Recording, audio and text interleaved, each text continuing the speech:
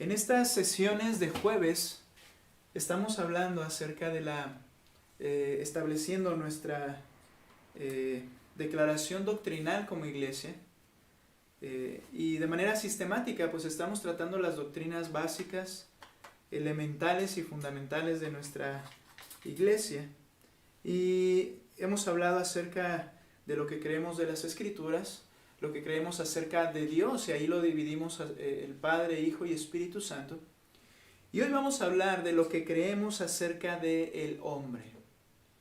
Lo que creemos acerca del hombre. Esto es importante porque a través del entendimiento que tenemos de esta doctrina, entonces comprendemos la condición del hombre y la necesidad fundamental del hombre también delante de Dios. Cómo se relaciona con Dios, cómo Dios ve al hombre. Y es por ello importante ver a la luz de la Biblia para entender lo que creemos acerca del hombre. La Escritura nos enseña desde el primer libro el propósito de Dios para la humanidad. Y cuando Dios manifiesta en su palabra, entonces desde ahí comienza la historia, ¿verdad? El trabajo y la obra, el plan de Dios para la redención también de ese hombre.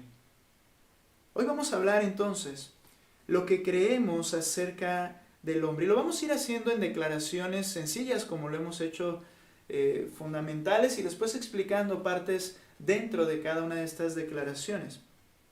Y lo primero que debemos decir y que queremos decir, lo que creemos acerca del hombre, en primer lugar, creemos que el hombre fue creado por Dios conforme a su plan.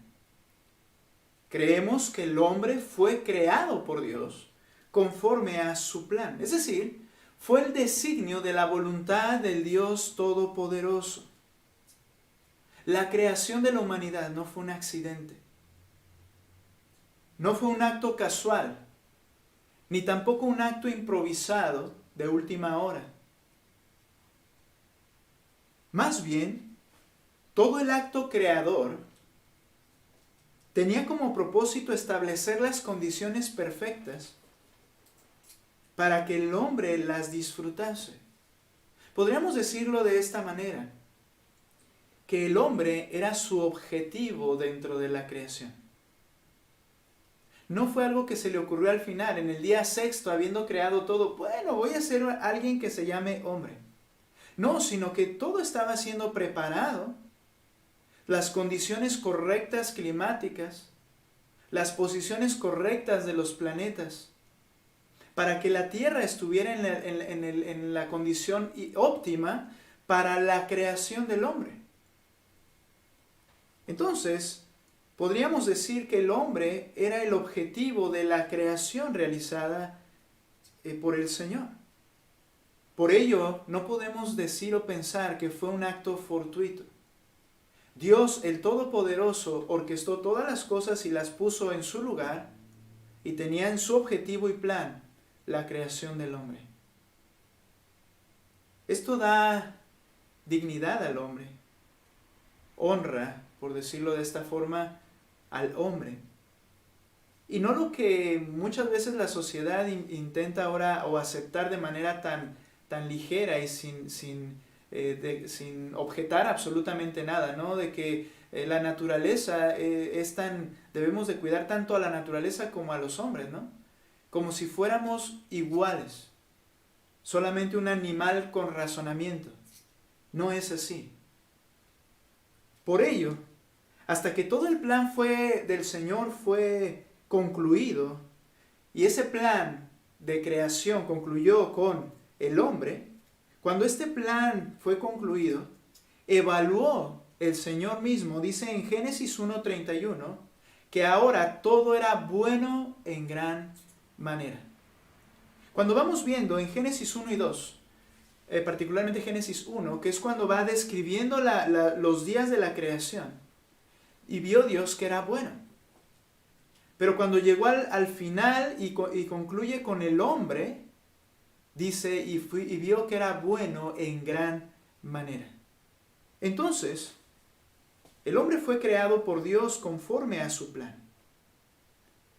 Y Dios creó al hombre conforme a su plan, y lo creó de manera directa, de forma directa.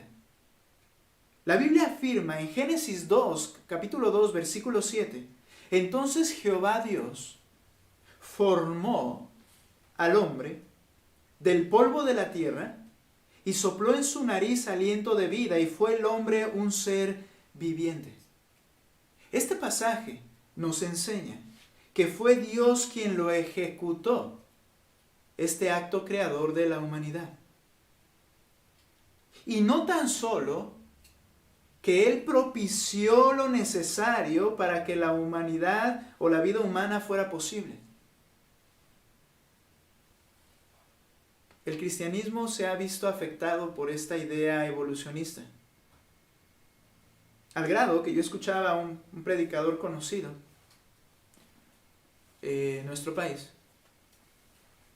que mencionaba que ahora ya la ciencia no se va a reír de los cristianos, porque los cristianos entendemos que la creación se llevó a cabo por Dios, propiciando las cosas, pero a través de miles de millones de años.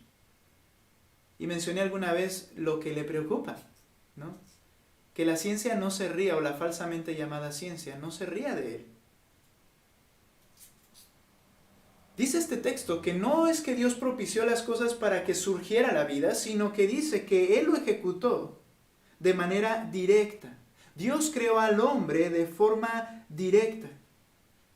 Debemos entender que dudar del acto creador en 6 días naturales conduce a muchas sugerencias que en realidad eliminan por completo la credibilidad de la Biblia. Por ejemplo, algunos cristianos, ¿verdad?, tratando de aceptar esta idea evolucionista, mencionan que cuando dice el Señor, la Escritura, que formó al hombre del polvo de la tierra, bueno, era una manera de decir, no era polvo realmente, sino era una manera de decir que era un elemento con una vida, ¿cómo la podríamos llamar?, suborgánica, con lo cual entonces el hombre surgiría a través del proceso evolutivo. Y no que era polvo. Y esto por dudar o hablar de que Génesis 1, 2 y 3 son simplemente de manera metafórica un hablar de Dios, de cómo las cosas fueron creadas y no una forma literal de decirlo.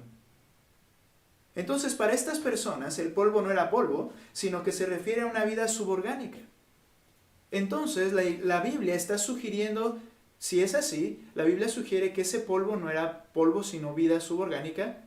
Pero entonces, en el capítulo 2 y capítulo 3, dice, y tomó Dios polvo, ¿verdad?, y lo formó del polvo de la tierra. Y en el capítulo 3 viene la condena y le dice, polvo eres y al polvo volverás. Entonces, si tomamos como ellos lo quieren tomar, quiere decir que cuando el hombre muere se vuelve a esa condición suborgánica con vida, porque usa la misma palabra exactamente. Y todos estamos claros que cuando alguien muere y su cuerpo se deshace, no hay más vida ahí, sino literalmente polvo. Entonces la Biblia habló literalmente. Así como otras sugerencias de la existencia de la Tierra de miles de millones de años y etcétera. Procesos, ¿verdad?, de que los días no son días, sino son cantidades de años y cuestiones como estas. Negar el acto creador en 6 días hace que la Biblia sea una Biblia que no tiene credibilidad, que es mentirosa, porque un momento dice una cosa y después dice otra. En realidad no es así. Entonces, Dios creó al hombre y lo creó de forma directa. No solo propició, Él lo hizo con polvo de la tierra. También Dios creó al hombre de inmediato. Fue en el 6º día que el hombre fue creado. 6 días, en el 6º día de 24 horas, en el lapso de ese día, el hombre fue creado y también la mujer.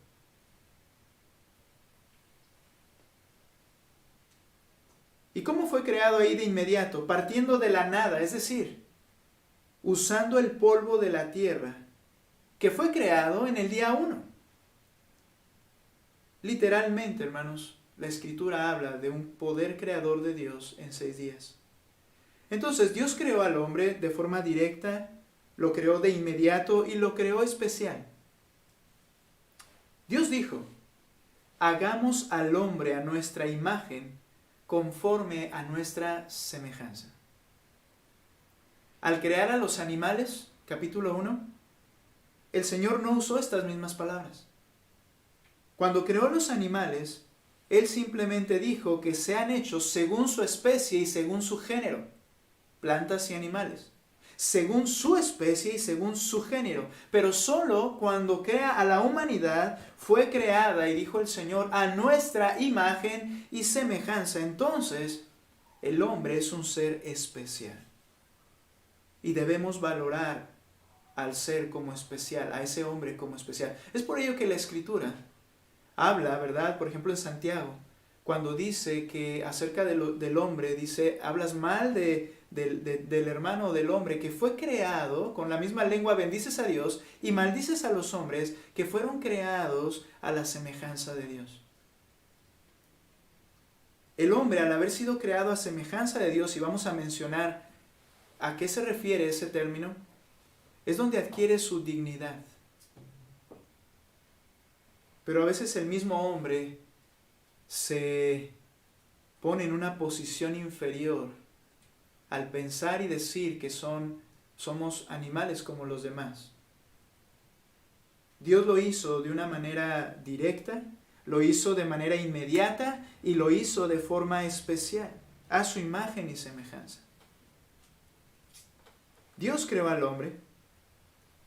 Y cuando decimos aquí entonces que Dios en su plan, en este primer punto, Dios en su plan creó al hombre, dice este texto que acabamos de leer que Dios creó al hombre a su imagen y semejanza. Vamos a explicar esto. Esto puede referirse a varias ideas y mencionamos algunas aquí. Como personalidad, Dios es una persona y posee las características de personalidad. Y el hombre fue hecho a su imagen. El hombre fue hecho una persona. El hombre no fue hecho una especie de orangután con la capacidad de evolucionar en su mente y poder ir descubriendo las cosas, sino que fue creado desde el principio como persona.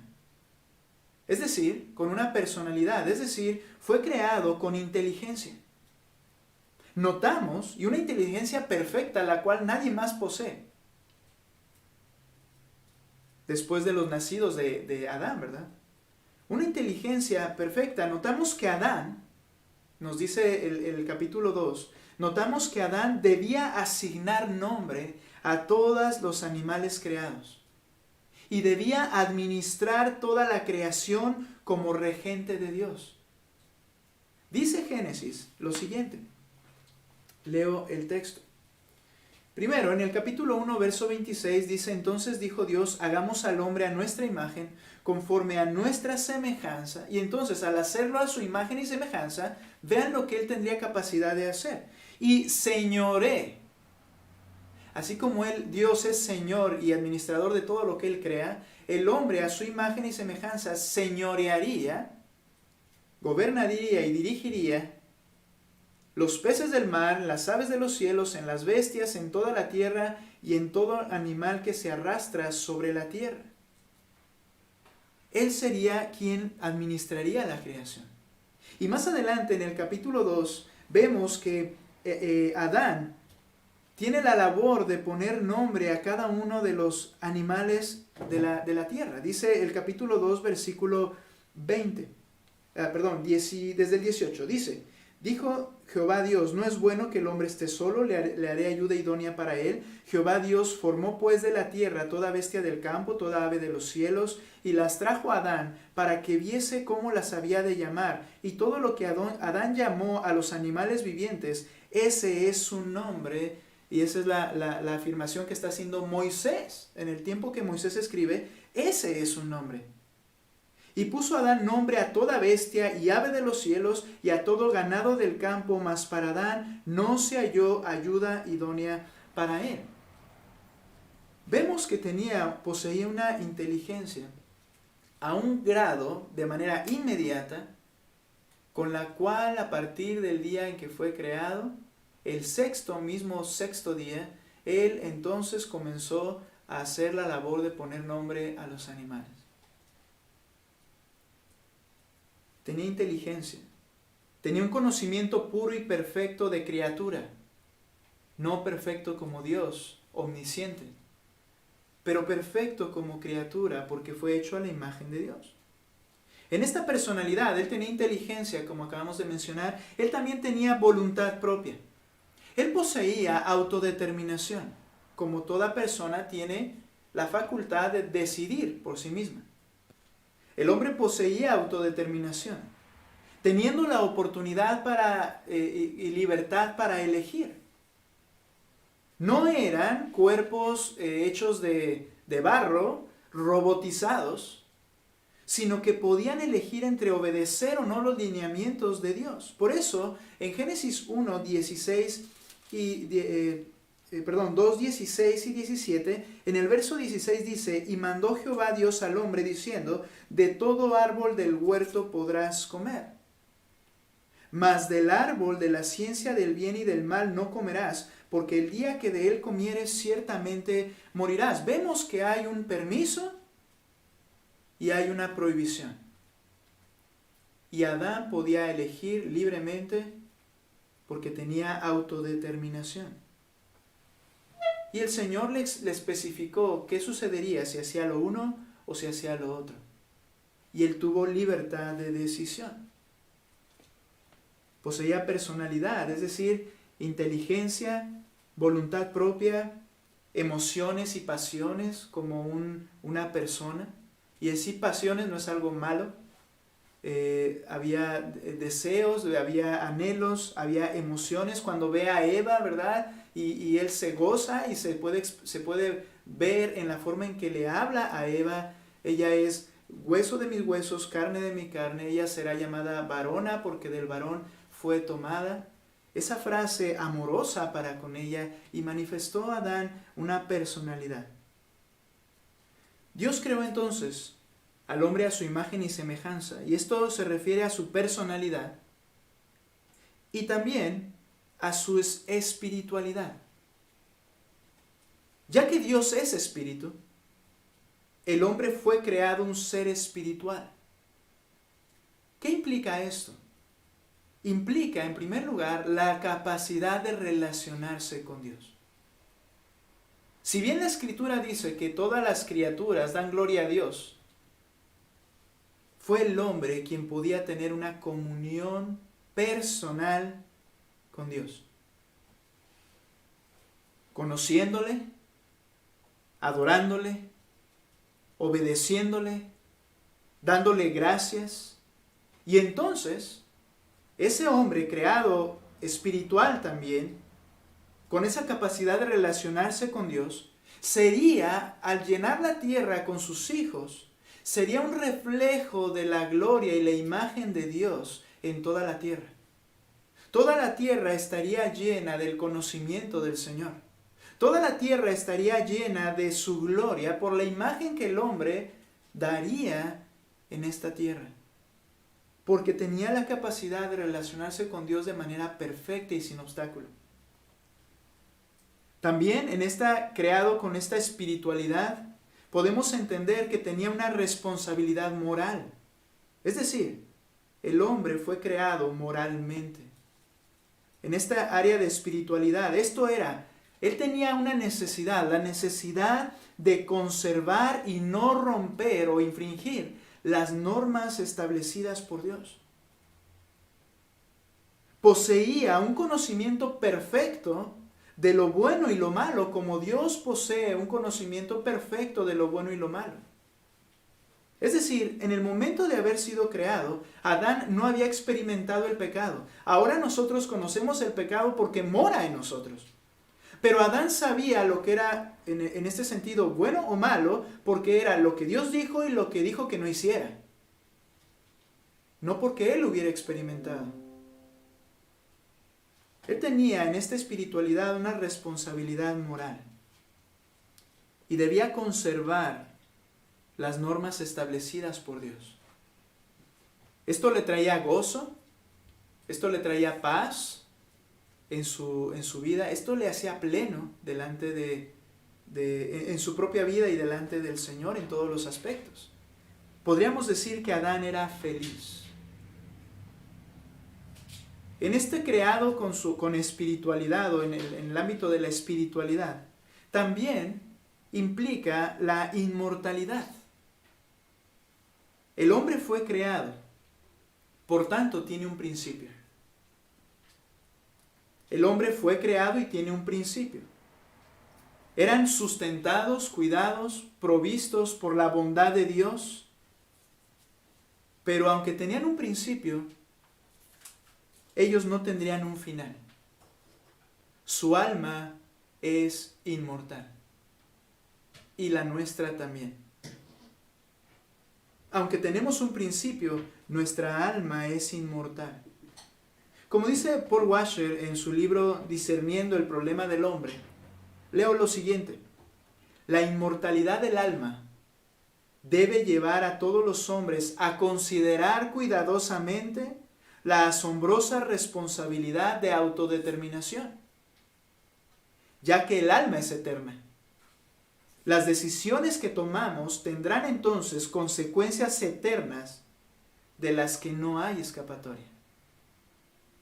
Toda alma es inmortal. Y sabemos, y la Escritura lo enseña, si Adán permanecía en esa comunión con Dios, su inmortalidad sería gozosa en comunión perfecta, plena con Dios. Pero si él desobedecía, por medio de su autodeterminación, él decidía quebrantar las normas de Dios, infringir su moralidad, entonces la consecuencia sería muerte. Y esa muerte sería entonces eterna, porque su alma es eterna. Primer punto entonces, creemos que el hombre fue creado por Dios conforme a su plan. Dios lo creó y lo creó a su imagen y semejanza. Creemos también, número 2, que la intención de Dios al crear al hombre fue para glorificar a Dios mismo. Dije hace un momento que al momento de Dios orquestar toda la creación, planificar toda la creación y hasta el final al hombre, era porque el propósito de Dios era el hombre y el estado en el cual el hombre estaría. Pero podemos entender que hay un propósito sublime en la creación del hombre. Y de hecho, el propósito que le da sentido a la vida del hombre. Que la intención de Dios al crear al hombre fue para glorificar a Dios. Note este texto, por favor, en Isaías capítulo 43, versículo 7. Isaías 43, 7. Todos los llamados de mi nombre, para gloria mía los he creado. Los formé y los hice.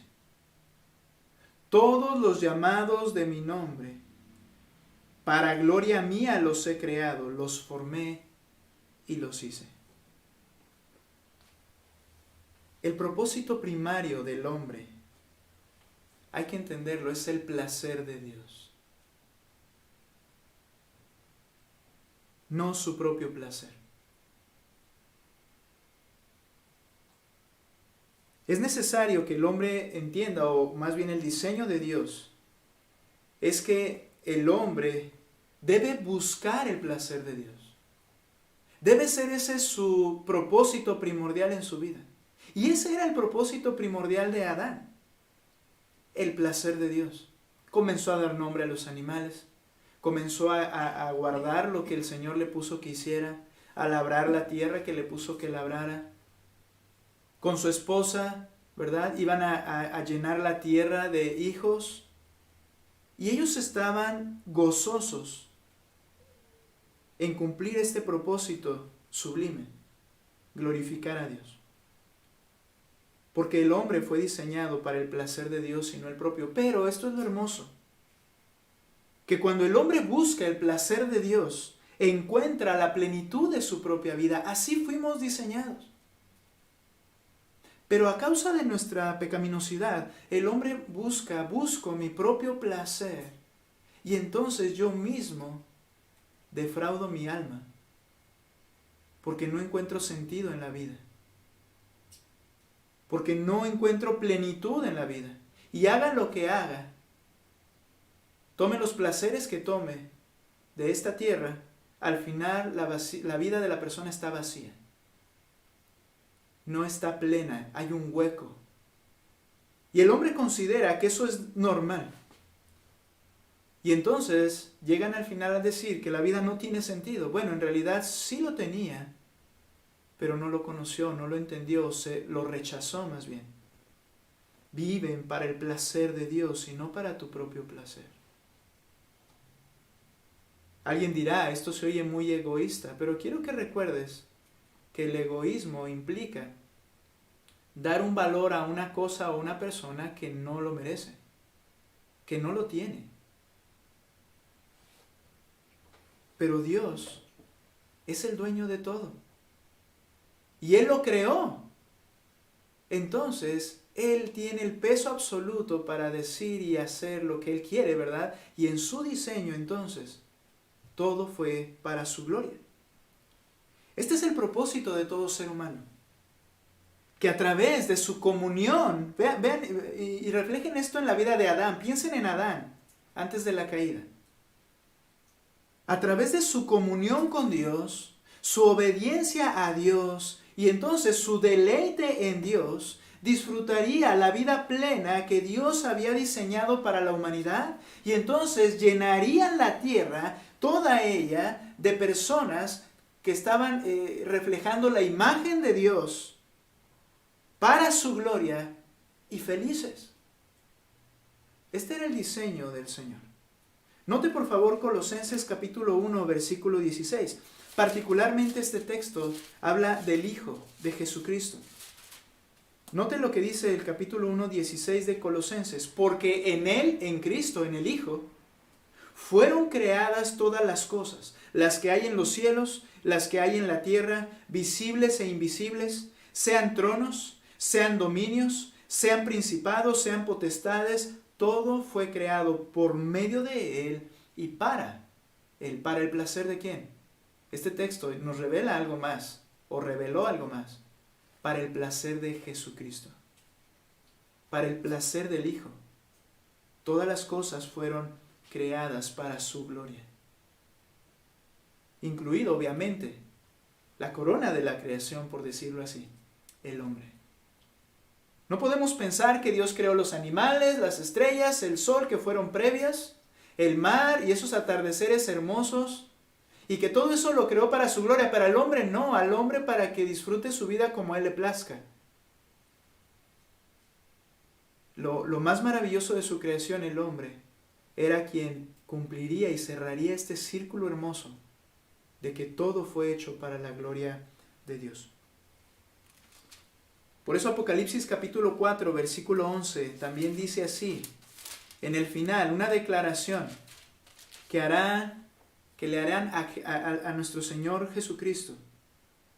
Dice lo siguiente, Apocalipsis, estoy un poquito atrás, 4:11, Señor, digno eres, digno, recuerda, lo que tiene realmente peso, lo que realmente tiene valor. Tú tienes el valor y el peso, por tanto eres digno, debes recibir la gloria, la honra y el poder. ¿Por qué? Porque tú creaste todas las cosas y por tu voluntad existen y fueron creadas. Por tanto, debe recibir Él la gloria. Para eso fuimos creados. Creemos pues que la intención de Dios al crear al hombre fue para glorificar a Dios. Y número 3, y vamos a detenernos en este punto, lo voy a explicar y nos vamos a detener allí. Creemos entonces que Dios creó a Adán, al hombre, creemos que lo creó para su gloria, y creemos que Adán pecó, número 3, deliberadamente, porque él tenía autodeterminación y conocimiento de cuál era la palabra y voluntad de Dios. Creemos que Adán pecó deliberadamente al desobedecer la palabra de Dios con la que le hizo conocer su voluntad. Adán no fue engañado. Deliberadamente pecó. Y entonces, al pecar, perdió su inocencia. Perdió la santidad que poseía como criatura. Se fue, se esfumó, desapareció. Pues ahora había experimentado en sí mismo el pecado, que él sabía lo que era malo. Pero ahora él lo estaba experimentando en sí mismo. Entonces, Adán y Eva cayeron de su estado inicial de justicia a un estado de corrupción moral. ¿Y qué produjo esto? ¿Qué produjo en ellos al momento de pecar? Esta caída. Dice la Escritura que produjo en ellos miedo y vergüenza ante el Dios justo y santo. Mientras ellos eran santos, mientras ellos eran inocentes, sin pecado, pero santos, todavía es algo en todos sus aspectos, ellos eran creados a la imagen de Dios, y no quiero decir con esto que se perdió la imagen de Dios, sino que entró la corrupción en ellos y se dañó esa imagen de Dios, es lo que creo. En ese momento hubo miedo y vergüenza ante el Dios justo y santo. Esto es lo que pasa con el pecado en nuestras vidas. Produce miedo a ser descubierto. Produce vergüenza. Génesis capítulo 3, versículo 9, nos narra el momento de esta caída. Mas Jehová Dios llamó al hombre, después de haber pecado, y le dijo, ¿dónde estás tú? Y él respondió, note, la relación ya se había roto. Oí tu voz en el huerto y tuve miedo, porque estaba desnudo y me escondí. Había vergüenza y había miedo. Y entonces, al momento de pecar deliberadamente, incurrió en la condena de muerte espiritual y física. Esa muerte espiritual implica que la comunión con Dios se rompió. Y la evidencia de esa comunión con Dios rota es que el hombre también moriría físicamente. La muerte que el Señor estableció era tanto espiritual como física. Y ahí mismo, en Génesis 3:19, el Señor les dice, con el sudor de tu rostro comerás el pan hasta que vuelvas a la tierra, después de dar otros resultados de la condena. Y dice ahí, hasta que vuelvas a la tierra, porque de ella fuiste tomado, pues polvo eres y al polvo volverás. La muerte física es un testimonio universal del pecado contra Dios.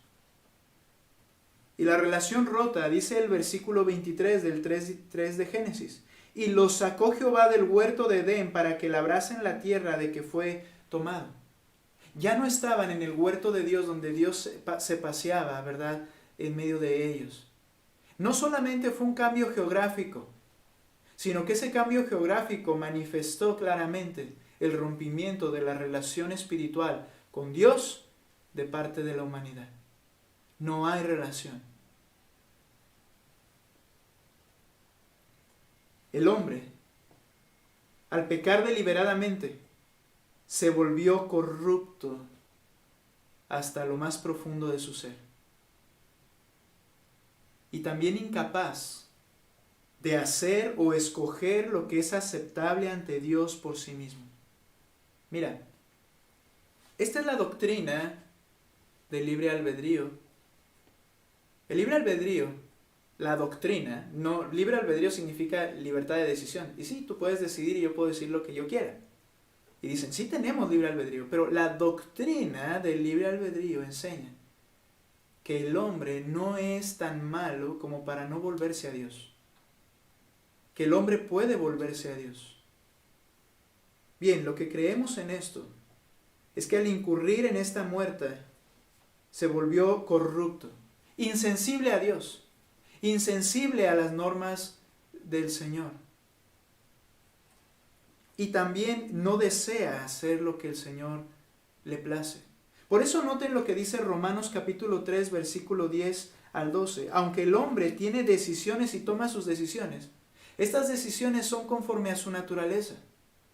El hombre no busca a Dios porque es inherentemente corrupto. No puede venir a Dios y no quiere venir a Dios. Aunque sus decisiones son libres, su decisión no va a tender hacia Dios por causa de su corrupción interna. Dice Romanos capítulo 3, versículo 10 lo siguiente. Romanos 3, 10. Como está escrito, no hay justo ni aun uno.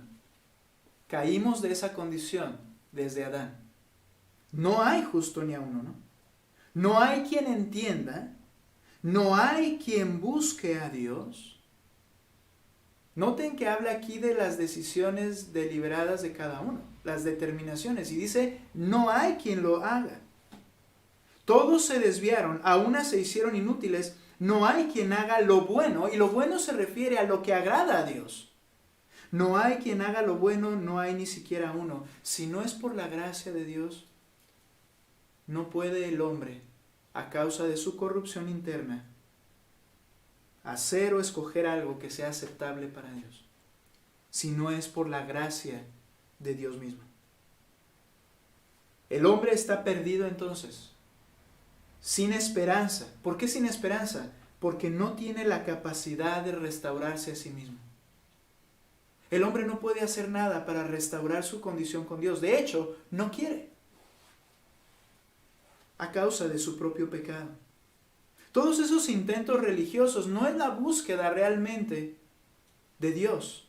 Romanos capítulo 1 nos explica que la idolatría y las religiones múltiples no es que el hombre busque a Dios, sino que el hombre, a causa de su dureza de su corazón, se hacen sus propios dioses, y en realidad es una muestra de decirle a Dios, no me interesa, yo puedo acercarme a ti como yo quiera o hacerme un Dios a mi medida. Al final es un acto de rebelión contra Dios, no es buscar a Dios. Por eso el hombre está perdido y sin esperanza y no puede restaurarse a sí mismo. Proverbios capítulo 20, verso 9. Solo un texto más y terminamos. Uno más después de este. Proverbios 29 dice lo siguiente. ¿Quién podrá decir, yo he limpiado mi corazón? Limpio estoy de mi pecado. ¿Quién puede restaurar su condición por sí mismo? Nadie. Por tanto, la salvación, el perdón, la restauración de esa imagen que se desfiguró, la salvación es en su totalidad la obra de la gracia de Dios por medio de la obra redentora del Señor Jesucristo. De principio a fin, es obra de gracia de Dios. Efesios capítulo 2, versículo 1, dice lo siguiente. Y aquí nos vamos a detener por ahora. La próxima semana continuaremos con el tema de lo que creemos acerca del hombre. Pero dice capítulo 2, versículo 1. Y Él os dio vida.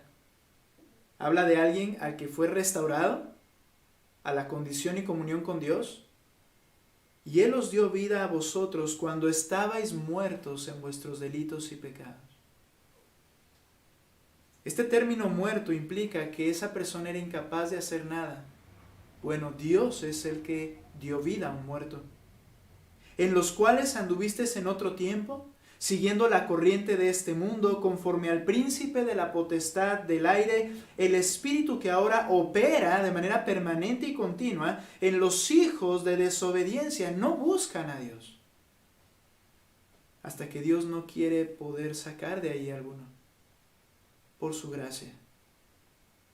Entre los cuales también todos nosotros vivimos en otro tiempo en los deseos de nuestra carne corruptos, haciendo la voluntad de la carne y no la voluntad de Dios para su gloria, y de los pensamientos no la mente de Dios. Dice, y éramos por naturaleza hijos de ira, lo mismo que los demás. Por cuanto este término hijos implica que somos creación de Él, le pertenecemos. Y por tanto somos hijos porque Él nos creó en ese sentido. Pero dice hijos de ira, porque no buscamos a Dios. Creemos que Dios creó al hombre.